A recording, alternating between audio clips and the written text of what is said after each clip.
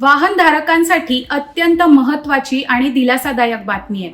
कारण high security registration number plate लावण्यासाठीची मुदत सरकारने पुन्हा एकदा वाढवली आहे. महाराष्ट्र सरकारकडून ही मुदतवाढ तिसऱ्यांदा करण्यात आली आहे. तर आता 15 ऑगस्ट 2025 पर्यंत HSRP नंबर प्लेट तुम्हाला बसवता येईल.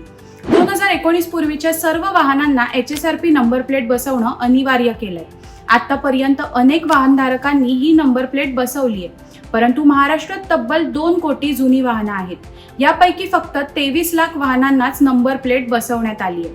तर अजूनपर्यंत कोट्यावधी वाहनधारकांनी HSRP नंबर प्लेट बसवलेली नाहीये. HSRP नंबर प्लेट कशी बसवायची हे देखील थोडक्यात जाणून घेऊयात. सर्वात आधी तुम्हाला ऑनलाईन रजिस्ट्रेशन करायचंय.